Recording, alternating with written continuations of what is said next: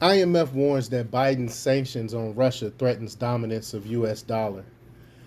You know, sanctions don't work. They admitted that the sanctions aren't working, and they tried to. Then they initially said that the sanctions would work, and now Biden is backtracking, saying that the sanctions were not intended to work. So, but before we get started, go ahead and hit that like button, share this out so we can get this information out. Also, subscribe if you're not already a subscriber, and hit that alarm bell so you know when I put out new stuff.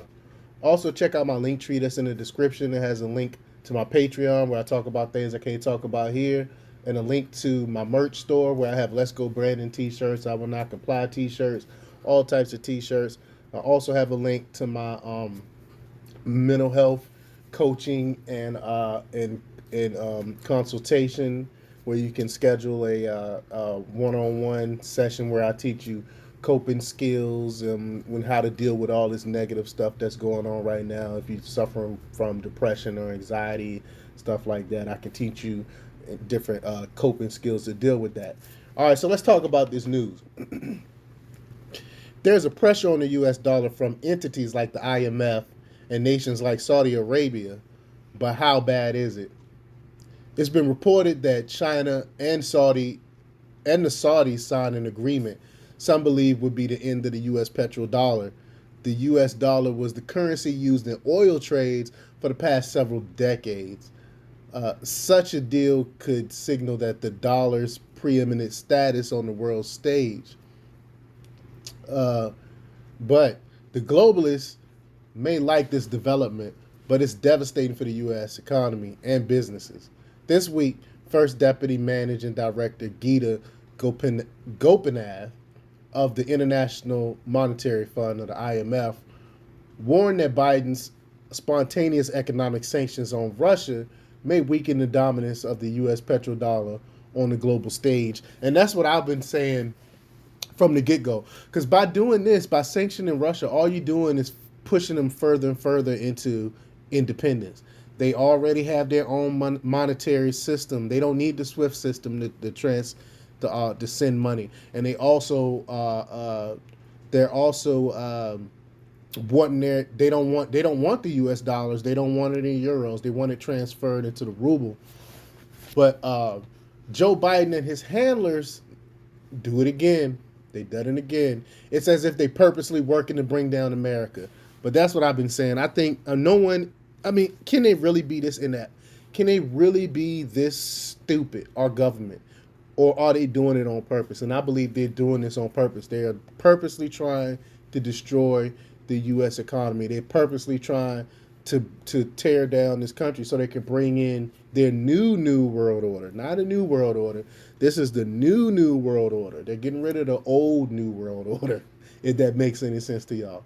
But the Epoch Times reporting that the recent financial sanctions imposed on Russia for its invasion of Ukraine are threatening to weaken the dominance of the U.S. petrodollar as the world currency, said First Deputy Managing Director Gita Gopinath of the IMF.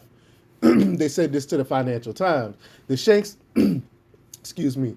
The sanctions may result in a more fragmented international monetary system, warned Gopinath.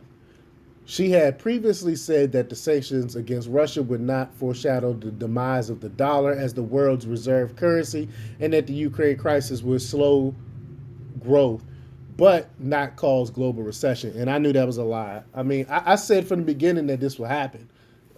But the United States, the EU, and the group of 7 nations have hit Russia with a bundle of heavy sanctions and blocked the country from the SWIFT system, the global communication services that clears international financial transactions, virtually cutting it off from the global financial market and international trade. But if y'all pay any type of attention, or if you ever listened to me years ago, I talked about Russia and China working together to create their own system so they can get away from the SWIFT system and get away from the Western system. And that system's been in place already. So they were already ready for them to be taken away from the SWIFT system. So it did absolutely. I mean, it hurt them in a little bit, but is not really hurting them that much because they have their own system which they're using, and they want to get away from the petrodollar, which is not going to hurt Russia. It's going to actually help Russia become more nationalized and hurt the United States. The United States also froze $630 billion in assets held in international reserves by the Russian central bank. The Russian government is retaliating by demanding payment in rubles or gold for purchases of energy and other important commodities. That will bring down the dollar. I mean, but you know what they did with Gaddafi when he tried to bring back the dinar? He tried to bring back a gold backing, and you saw what happened to him. But quote, if they want to buy, let them pay either in hard currency, and this is gold for us, or pay as it is convenient for us. This is the national currency, said the head of Russian Energy Committee, Pavel Zavalny. These names be killing me. Y'all know how it is. But let me know what y'all think about all this. Do you think it's the end of the U.S. dollar, the end of the petrodollar? Leave your comments down below. Like, share, and subscribe. And check out democrepublics.com for the latest in news. Until next time. Peace.